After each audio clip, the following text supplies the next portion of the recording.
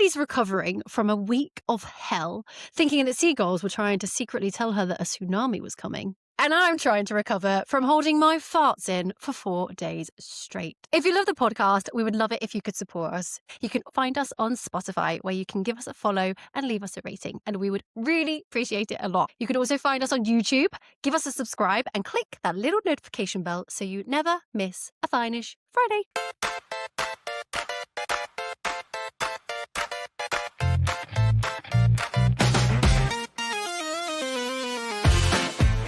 Abby, I've told you about my week from hell already, but this whole holding in your farts for 4 days, that's news to me. So I'm going to get you to start.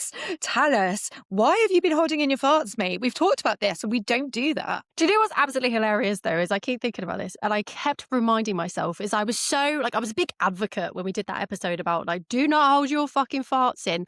And I was there thinking, get that air out there, like the little jingle in my mind. And I did the exact thing that we basically told so many people not to fucking do, which was hold your farts in. And the reason I did this was because I went to Portugal and I wasn't on my own and I was sharing a room with somebody. And ultimately, as much as I try to tell myself, hey, do you know what? It's okay to let a little poof out there. It's okay to let your farts out. It's absolutely okay to have a shit in your hotel room. My brain basically went, no, we're not going to do that because that's not cool. That's not sexy. So the thing that's absolutely hilarious though, right? So not just the farts, right? This room in Portugal, it was really nice. It was really gorgeous. And sometimes when hotels are a little bit bougie and so they have things in them that you and to me, I kind of think, that's a bit weird. Why would you have that in there? The bathroom had this frosted glass door, which was just slidey. And so obviously, for IBS sufferers out there, this probably isn't ideal. It's not even ideal when you just need to go for a shit anyway. But I guess when they're tailoring these really bougie hotel rooms to maybe couples or a romantic thing, they're probably not thinking to themselves, hey, one of them's going to have to go for a shit at some point, so let's put a normal door in. So they literally had this frosted glass thing where you could kind of see everything through there if you looked hard enough. And genuinely, my first thought was shit. Pun intended. How I was like, I'm not going to be able to shit in there because everyone can see everything. I'm not doing that. So alas, then began the countdown of Abby will not shit and Abby will not fart. And I think by the time I got back from Portugal, I must have looked about 8 months pregnant. And oh my God, the relief I felt when I got home, it was like popping many, many balloons. It was beautiful. I loved it. It was great. It was better than an orgasm.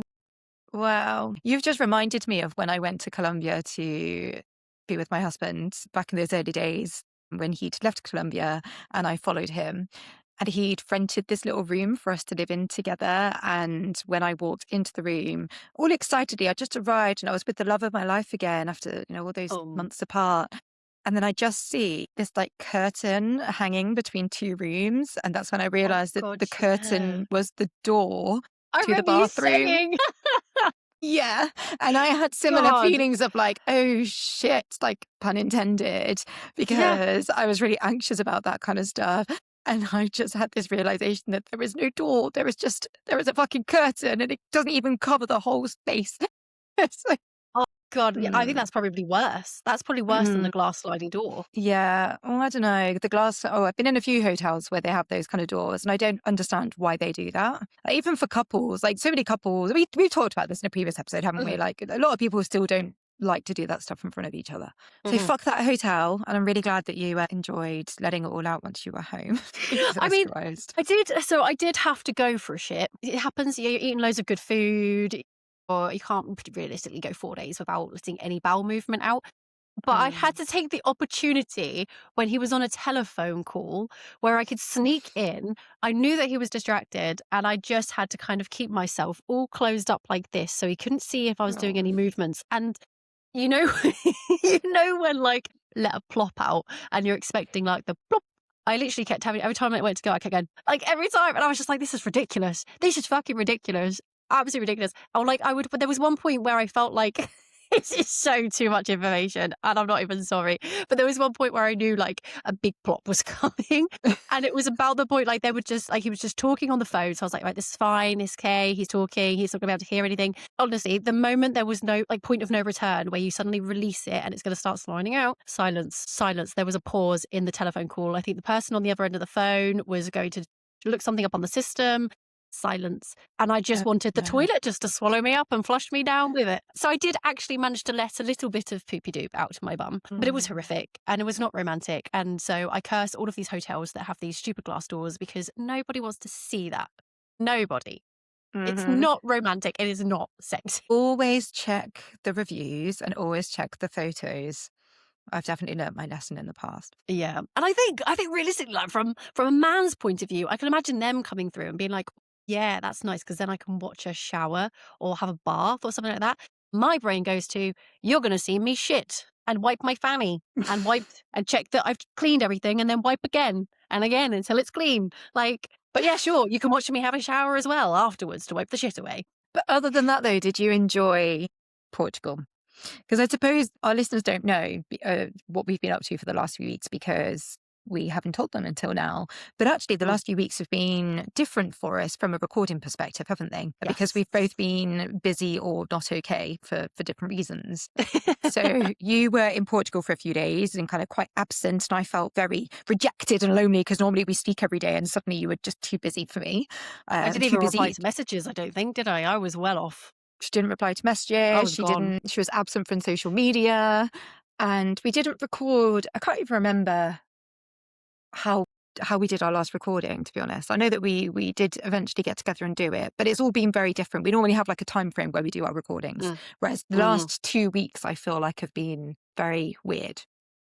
And to be fair, what day is it today as we record? It's Thursday evening. Yeah. And when do we release our episodes? Friday mornings at 5 a.m.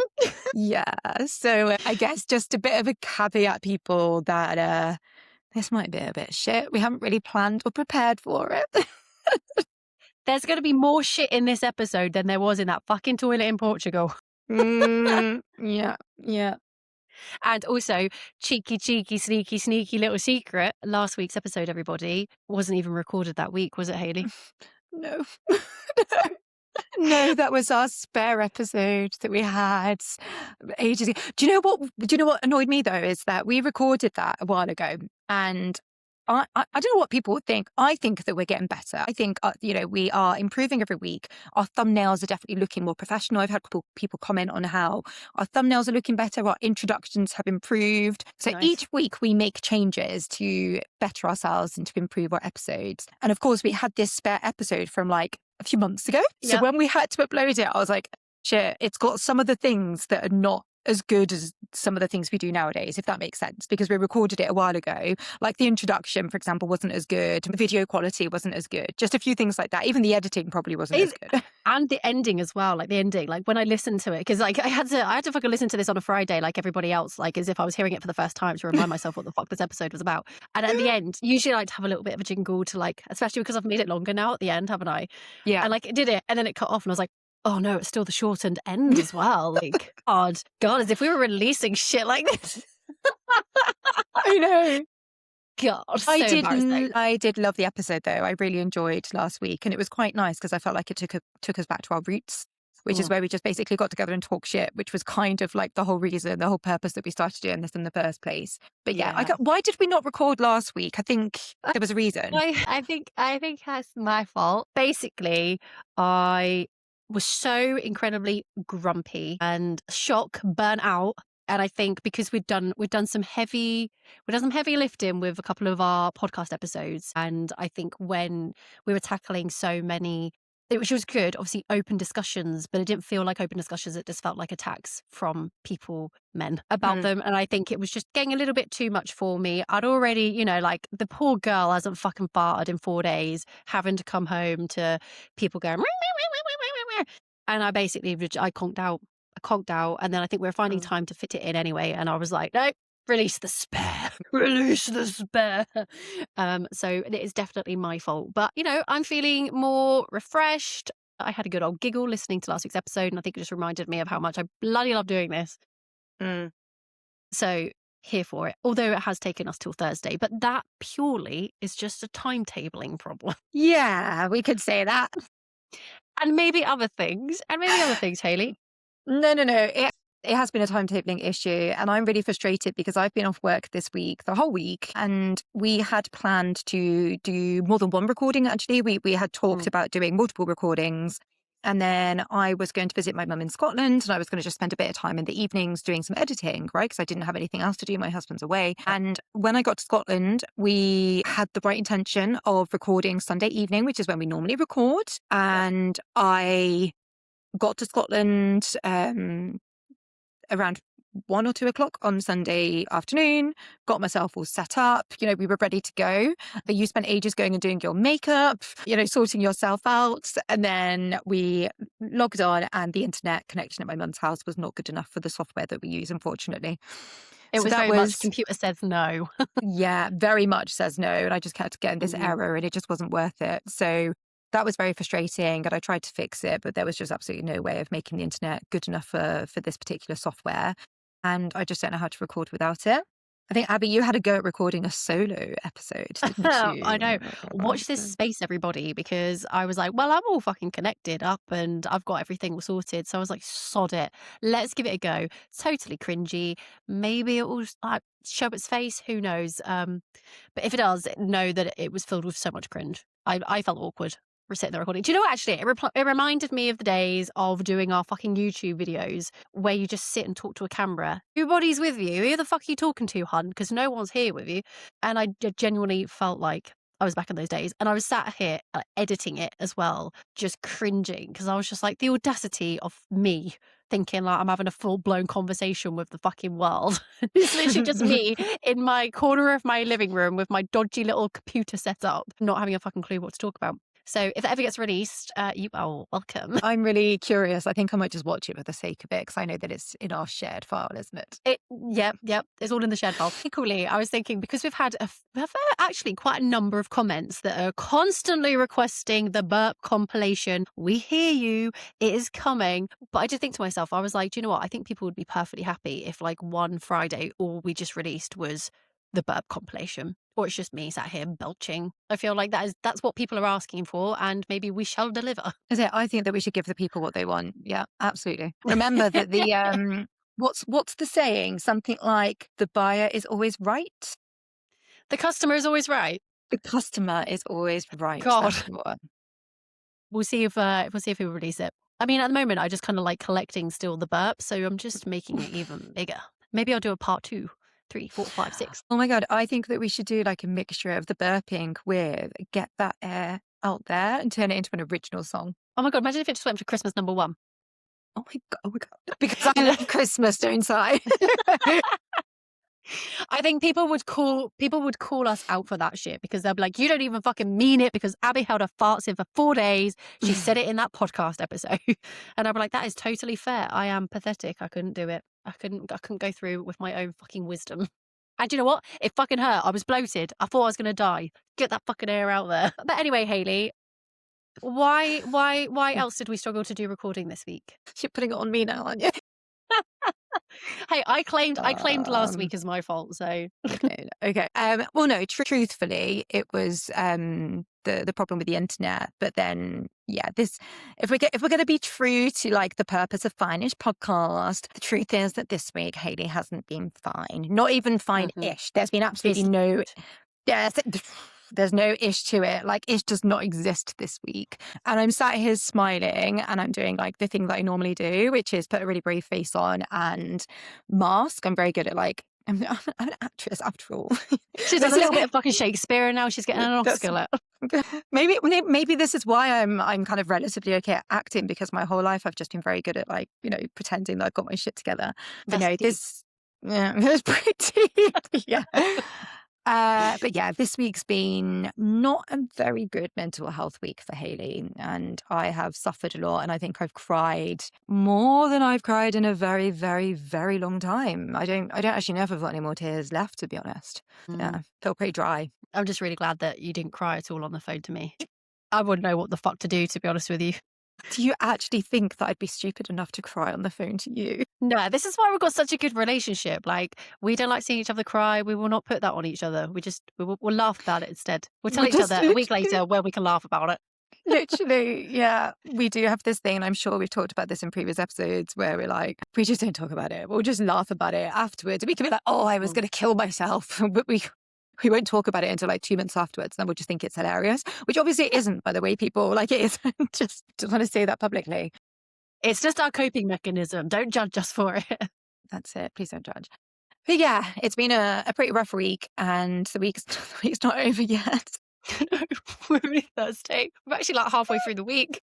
I was actually like in my head, I drove back from Scotland yesterday. So I think I've already mentioned it. I went over to my mum's for a few days, and I was driving back yesterday, and I knew that we were going to try and fit in a recording today. And I think in my head, I was, thinking ahead, trying to do a little bit of preparation, and I wasn't quite sure what we were going to talk about, but I think I knew that we would talk a little bit about how we've been the last few weeks, keep it quite informal. And I think I was kind of like practicing in my head what exactly I wanted to say and how I wanted to go about talking about how shit this week's actually been for me, and kind of the level of detail that I was going to go into. And obviously, nothing of what I was planning on saying has actually come out. Like how you plan things and then it never comes out that way anyway. Oh, Just yeah. because we started the podcast in a very different way anyway to what I'd like imagined. Not that that's a bad thing, by the way. But essentially, my husband has gone away this week to a snowboarding festival. And I've talked about my husband a lot. And Abby, you've talked about Manuel a lot as well in these episodes. The guy is an absolute fucking legend, and he is my absolute superhero. And he's just one of the nicest people that you ever know. Not like nice in the way of like he's just super lovely and really approachable and everybody's just drawn to him. Not in that way at all. Like people aren't drawn to him because he's actually very quiet and he's not the most sociable of people initially, but he's got the biggest heart and he will do absolutely anything for the people that he loves. And I mean, absolutely anything. He would, wouldn't he? Yeah. And if he knows that somebody he cares about is struggling, he will absolutely be there to reach out for you and support you in whatever way. He gives a lot to the world. So it's his 40th birthday this month. And a wider rave group that I think I've also talked about before, they'd basically booked to go on this snowboarding festival holiday that my husband and I really wanted to go to. The dates didn't work out and finances didn't work out, etc. So we decided that we couldn't go.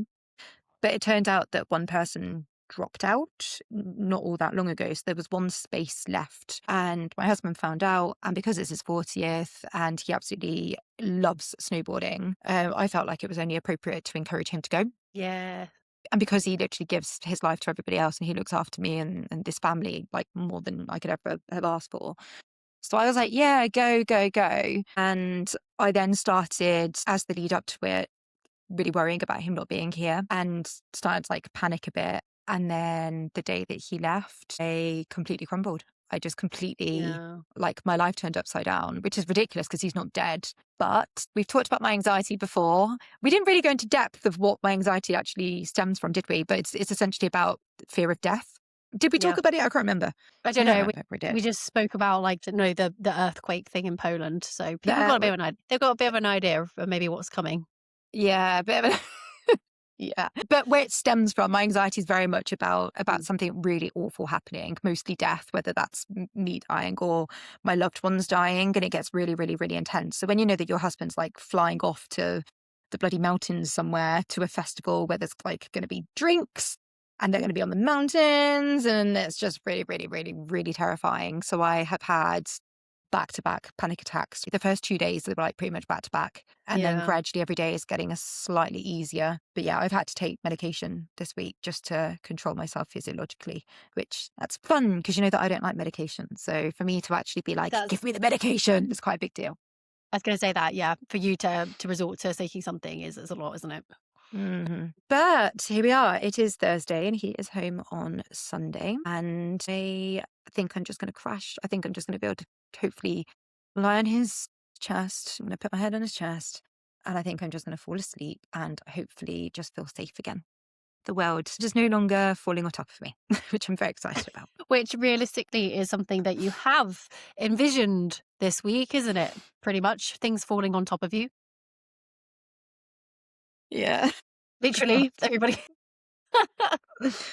Oh, it's so I'm laughing. Like if people can see the video, you can probably see how cringe this is for me. I'm a really clever, rational, successful person. Yet I said this to Abby via message. If I would have shared some of the thoughts I've had this week, I don't know, like 50, 70 years ago, I'm pretty sure I would have been put for psych ward, which Abby's like, yeah. Pretty much. Yeah. So I'm not going to talk about things falling on top yet. The first funny one was when I was in Scotland and it was like 2 o'clock in the morning or something like that. I've not slept. I've really not slept very well at all this week. So I've been up until all hours. And suddenly I could hear these like squeals out of nowhere in the middle of the night. Just really intense squeals. I could tell that they were birds or some sort of like big flying animal. I'm trying to think of what else it could be that isn't a bird. Dinosaurs, maybe. A pterodactyl. A pterodactyl, that's the one, yeah. But anyway, it was like really intense screeching and a really, really loud. And they kind of like flew past my window. So I was like lying in the bed trying to rest my body. Like I couldn't switch off, but I was like, at least if I just lie here, my body will recover a little bit. And immediately I heard that, completely freaked out. So I like, jumped up out of bed, ran to the window trying to see what it was. And I was like shaking and panicking and like tears rolling down my face. And I was like, oh my God. And I couldn't get hold of my husband. And I was like, shit, what do I do? What do I do? So what did I do? I fucking asked Bob, didn't I? The first thing that I said to Bob is, are the birds screaming because there's a tsunami coming? Oh God, it just makes me die. But I also feel like I know how genuinely like you believed that at the time, but I can't help but like, when you text that to me, I was just like, what? Well, of course, because in my head, rationally, maybe not, but like rationally, I was like, oh, it's a load of birds. And what do birds do when there's danger? They all come together, don't they? And then they fly away. So in my head, a load of birds had come together and were making these screeching sounds to warn the humans. And they were all flying away.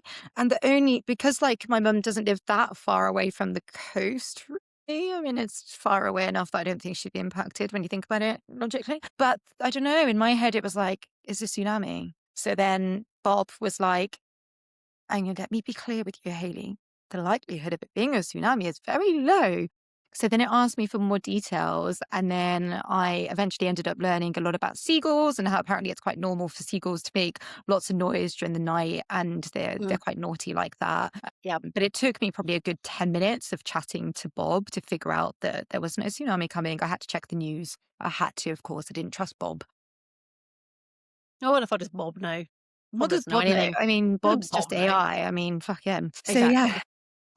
I mean, the thing, the giveaway for me would have been the thought, if my brain said to me, okay, the seagulls are obviously seen a natural disaster coming and they're trying to warn the humans. At that point, I'd have been like, fuck, that's that. Seagulls or any bird, any animal on this planet certainly is not going to be warning the humans. They do not give a shit about us. And if anything, they will sneakily disappear into the night away from the tsunami and let us all die. So at that point, I think I would have been like, oh, there we go. Yeah, that's silly. That's what my giveaway would have been. Equally, I used to live by the coast down in Lowestoft, and so I'm very familiar with seagulls. And my God, even when I go and stay with my mum sometimes now, they're so fucking loud.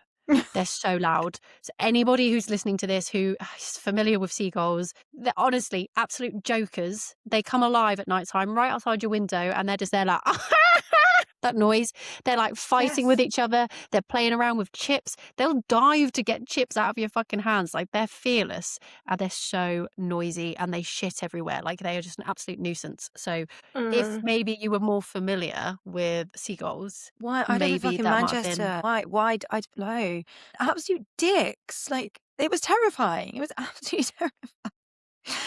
But, I know for next time to not freak out and think that it's a tsunami coming. And, we're laughing about this now, but I don't know if people can tell. I look drained. I can tell that I looked drained. Like under my eyes, I've had to put loads of makeup on just to cover the like black under my eyes. It's been absolutely horrendous. And that level of irrationality. Are you saying, she's saying, yeah, she's agreeing that. I realised that I was just, as you were saying that, you're like, I look really drained. And I was like, yeah, she does. Yeah, and you're like, the eyes. And I was like, yeah. Yeah. But we laugh about it. But the truth is, it's been really draining. And then I got home last night because I was like, I really just want to go and cry in my own bed, to be honest with you. I'm suffering, but I just want to suffer at home. and I really wanted a cigarette. And I couldn't do that at my mum's because, I don't smoke. I'm a social smoker, but I have this pack of cigarettes in my bag. And I was like, I really, really just feel like I want a cigarette. So I came home Yeah. mostly to cry in my own bed, but also so I could actually smoke in peace and not have my mum like lingering around. And Mhm. when I was lying in bed last night, suddenly there was an airplane going over, which is quite common. I live in Greater Manchester, planes fly past all the time. But for some reason, last night I thought that the plane was going to come and crash on top of my house specifically. And I had to get myself out of bed, go to the window, check that the plane wasn't crashing and that it was flying away towards the airport. It's ridiculous, isn't it? It's hard, isn't it? When like I always thought that I had a certain level of anxiety, and I do. I think a lot of people do. But when you hear that level of anxiety and fear, and I guess irrational thoughts, because they are ultimately, aren't they? Yeah. It's really hard to imagine what that is like in the moment. Really, really hard. And it sounds awful. It genuinely like as much as we Yeah. laugh about it, and as much as we laughed about Poland and like the earthquake thing, in the moment, I can imagine it being Yeah. horrible. It'd be no different, I imagine, to like having a panic attack, and someone could be like, "Well, just start breathing, just breathe through it," and you kind of just like, "That's not going to fucking happen." I just imagine it's just Yeah. more of like a vivid imagery version of like a panic attack. It's kind of like that. Yeah, yeah, yeah. Yeah. It's really hard to explain, but I wouldn't wish it on my worst enemy, to be honest with you. And the Mm. level of distress is horrendous. And the exhaustion that I'm feeling after having to manage this for the last, 4 or 5 days now, it comes in waves. It's definitely more intense at particular moments. Like right now, I'm distracted, I'm talking and I'm okay. I'm not thinking about anything too intense, but it's been on and off a lot. And I was saying to you just before we joined, like the visuals that I'm getting, not like hallucinations, but like the imagery of the bad things that might be happening or could happen have been really Yeah. intense as well. And having to Mm. constantly fight those is really exhausting. And I'm a psychologist. I know how to do that. Like I actually have a lot in my toolbox to manage. I can't imagine, like I'm finding it really hard to the point where I actually contacted my GP today, which was a really big deal for me. And that's me with a really good bunch of coping mechanisms. I can't even imagine somebody that experiences this and doesn't have some tools to use already. Yeah. I have only survived this week because of deep breathing. I've got a variety of breathing exercises that I use a lot. Poor Manuel, when he calls me, quite often I'll just be there like doing my deep breathing whilst he's talking to me. And he's like, "You're not talking back to me." And I'm like, "Just hearing your voice is really helpful. I'm just going to carry on breathing." And that just I mean, helps me to calm down. it's good to see that things like breathing exercises can actually help, because it's something that people get told to do quite a lot. And I can imagine, especially myself, hearing that and being like, "What a load of old tosh." But actually hearing it firsthand that in something so intense as that, it actually is helpful. That's Yeah. really reassuring, actually. Honestly, breathing exercises are probably the top thing that I do for calming. I have done cognitive behavioral therapy before and I apply a lot of the strategies. And a lot of those are around challenging thoughts. So thinking, what are the irrational or intrusive thoughts that you get and really challenging those, looking for evidence for and against those thoughts. I do find that helpful, but I have to say that breathing exercises for me physiologically help to bring me back to a state of calm quicker, Mm. and then I apply the cognitive stuff. For me, it's more about Yeah. the sensations.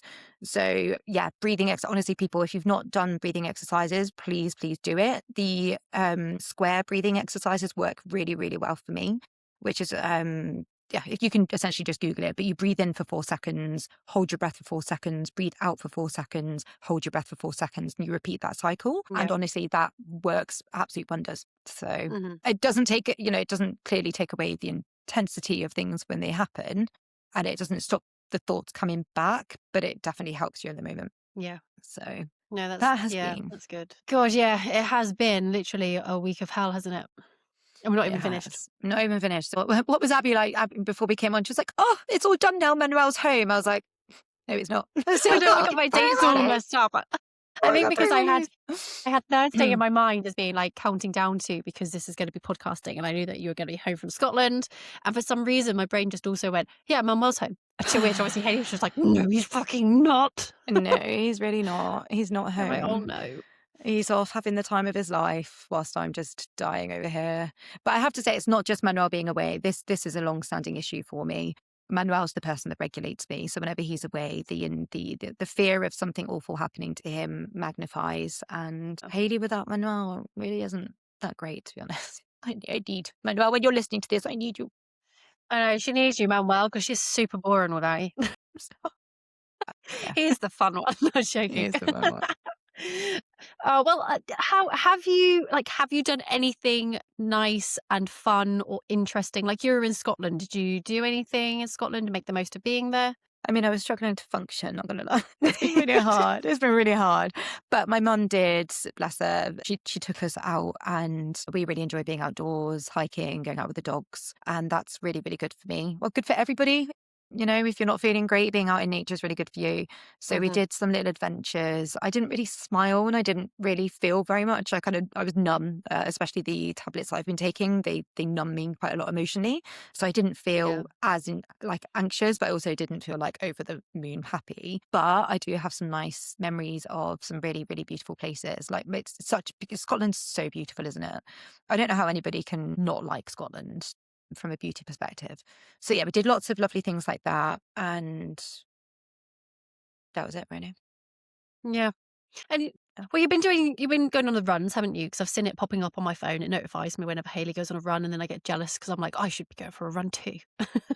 So you've been doing that, haven't you? Yes, I did. I went for a run. I went for a couple of runs, but I don't always use the app. It depends if I sometimes I use my watch, sometimes I use the app. But yes, I had a panic attack on the first run that I did. And I was like, this isn't very fucking helpful, is it? I was like, I'm meant to be coming out for a run to stop the panic attack. And then whilst I was running, I ended up like really struggling to breathe and I had to sit on the floor and look like a proper idiot. But yes, I did go on a few runs. And now that I'm home again, do you know what? I really want to go downstairs. I just want to do some really heavy weights. I'm very privileged. I've got a home gym. And we've also got a hanging boxing thingy, whatever you call it, boxing bag.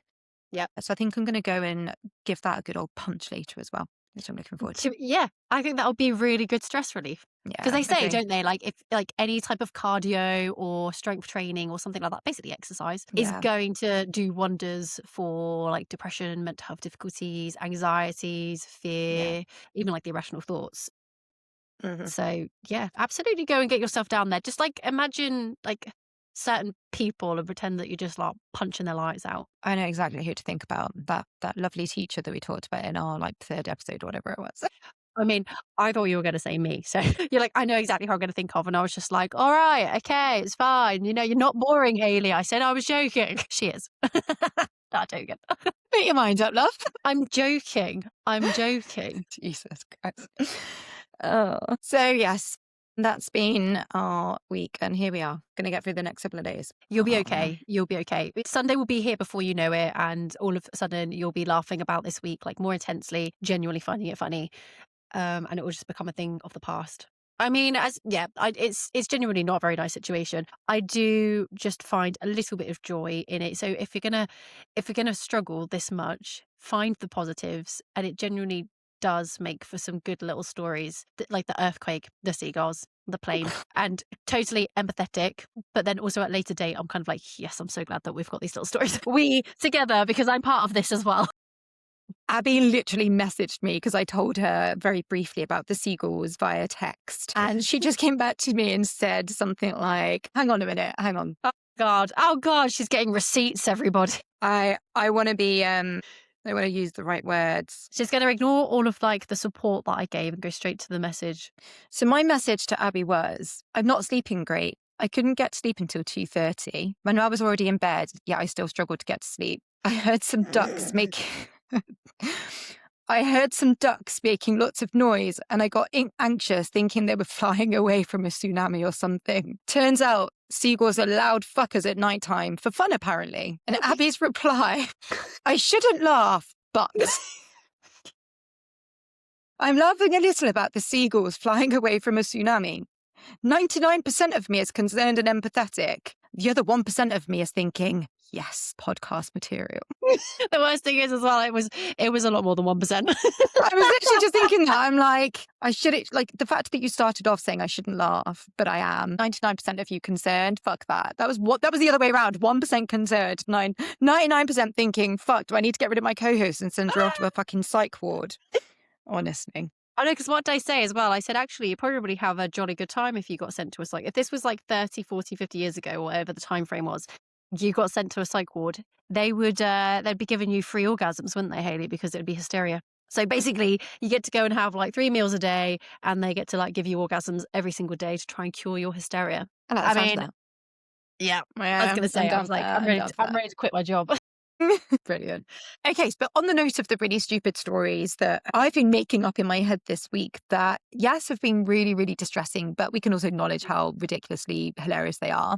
We thought that it would only be appropriate to ask Bob, our ChatGPT, a question related to one of my silly thoughts. So I'm going to be asking my ChatGPT, who, my God, has had to deal with me the whole week. He has actually been my therapist. And although I always tell people, like, don't do that, I actually think that Bob has kept me somewhat sane.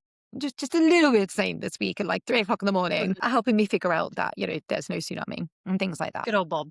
Good old Bob. So thank you. So the question for Bob that I have today is, Bob, what are the chances of an aeroplane falling right out of the sky directly on top of my house in Salford, Greater Manchester?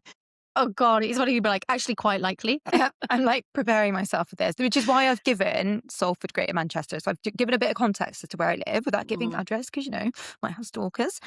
But Bob says, the chances of a plane falling directly onto your house in Salford are so low. It's basically in the you'd win the lottery twice while being struck by lightning category. Wow. Wow. Okay. It's not impossible, but it's so unlikely your biggest risk is worrying about it. Good old Bob. That shut you up. Thanks, Bob, but I'm still going to believe it. It's not going to stop me from believing it. This is, again, it's like that thing, isn't it, where he can say all of this. You're much more likely to win the lottery twice and get struck by lightning. But you're there being like, so you're saying there's a chance? There's an opportunity. Yeah, it might be tiny, It's but it not could still impossible. happen. It's not impossible.